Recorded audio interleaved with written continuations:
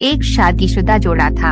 शादी होने के कुछ सालों तक तो सब ठीक चल रहा था। वे बहुत खुश थे, लेकिन जैसे जैसे समय बीतने लगा इन पति पत्नी के जीवन से खुशियां कम होने लगी और उनकी जगह झगड़े, निराशा और दुख ने ले ली।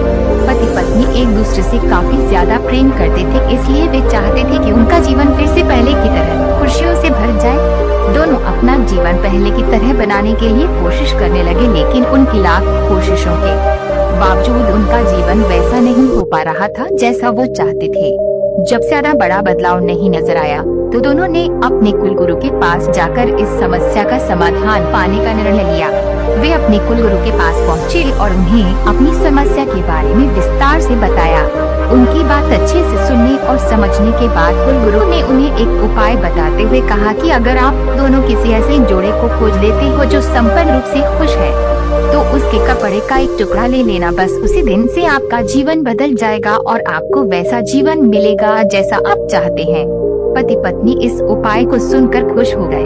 उन्हें लगा ये अच्छा है, क्योंकि उन्हें ऐसे जोड़े को तलाश करने में ज्यादा समय नहीं लगेगा जो पूरी तरह खुश हो और साथ ही साथ उन्हें थोड़ा घूमने का भी मौका मिल जाएगा।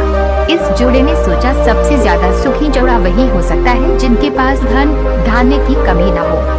इसलिए उन्होंने सबसे पहले अपने राजा और रानी को मिलकर उनसे पूछना बेहतर समझा कि क्या वो संपूर्ण रूप से भी खुश है या नहीं।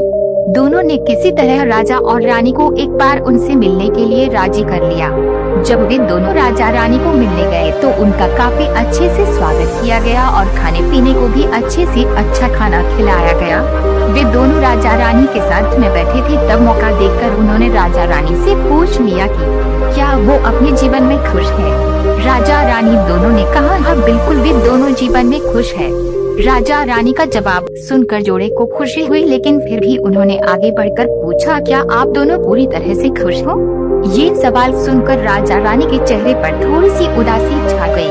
राजा ने कहा हालांकि भगवान ने हमें जीवन में हर वे वस्तु दी है जिसकी जरूरत होती है, या यूं कहीं की जरूरत से ज्यादा ही दी है, लेकिन एक संतान सुख अब तक हमें नसीब नहीं हुआ। राजा का जवाब सुनकर जोड़े को पता चल गया कि वे संपूर्णतः सुखी नहीं है। उन्होंने अपना सफर आगे जारी रखा। उन्हें पता चला कि दूसरे राज्य में एक बहुत धनी सेठ है। इस सेठ के पास धन दौलत के साथ साथ बाल बच्चे भी थे, इसलिए उन्होंने उनसे जाकर पता करना चाहा कि क्या वे पूर्णतः सुखी है या नहीं। उनके घर पर 1-2 दिन रहने के बाद यही सवाल उनसे पूछने पर सेठ और सेठानी का कहना था कि सब कुछ होते हुए भी वह पूर्ण रूप से सुखी नहीं है, क्योंकि उनके 4-5 बच्चों को संभालने में उनका पूरा वक्त चला जाता है और उन्हें अपने जीवन में बाकी सुख भोगने के लिए समय ही नहीं बचता। पति पत्नी का जोड़ा वहाँ से भी निराश होकर निकला। वो अपने जान पहचान और अनजाने कई लोगों से मिले, पर अंत में उन्हें यही पता चला कि सबके जीवन में कोई न कोई ऐसी कुछ तो कमियां हैं जिनकी वजह से वो अपने आप को पूर्णतः सुखी नहीं समझते थे। अंत में पति पत्नी एक किसान दंपत्ति से मिले जो दोपहर में खेत में काम करने के बाद खाना खाने के लिए बैठे थे। उनके चेहरे पर जो बेफिक्री और शांति उन्होंने देखी वो पहले किसी के चेहरे में नहीं देखी थी। जोड़े को लगा कि शायद अब उनकी तलाश खत्म हो जाएगी।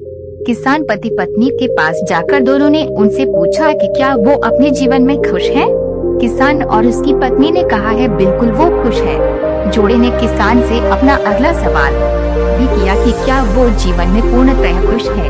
किसान ने मुस्कुराते हुए कहा बिल्कुल, दुखी होने के लिए उसके पास कोई कारण ही नहीं है। ऐसे ही हर तरह से सुखी दंपति की तलाश कर रहे जोड़े ने जब खुश होकर अपने सफर और कारण के बारे में बताते हुए किसान से उसके कपड़े का एक टुकड़ा मांगा, तब किसान चिंतित होकर बोला कि अगर उसके पास एक से ज्यादा कपड़े होते तो वो जरूर उन्हें अपना कपड़ा फाड़ कर दे देता।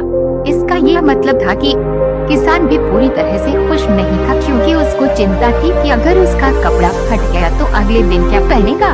अपनी खोज में पूरी तरह असफल हो चुके पति पत्नी को आखिरकार ये समझ में आ गया कि पूर्णतः सुखी और खुश इस संसार में कोई भी नहीं है। ये हमारे विचार ही होते हैं जो हमें किसी वस्तु को लेकर सुखी या दुखी, खुश या नाखुश करते हैं। जैसे कि संतान न होना किसी को दुखी करता है तो किसी को संतान है और वो शरारत करते हैं, ये विचार दुखी करते हैं। किसी को कम धन होना दुखी करता है तो किसी को ज्यादा धन कोई चुरा न ले, ये विचार दुखी करते हैं। कहानी की सीख, इस कहानी का निष्कर्ष आप कैसे निकाल सकते हैं कि आप कितने खुश या सुखी हो सकते हैं, ये पूरी तरह आप ही के हाथों में है। आप जितना चीजों के या सिचुएशंस के प्रति सकारात्मक विचार रखते हैं, आप अपने आप को उतना ही सुखी और खुश होने में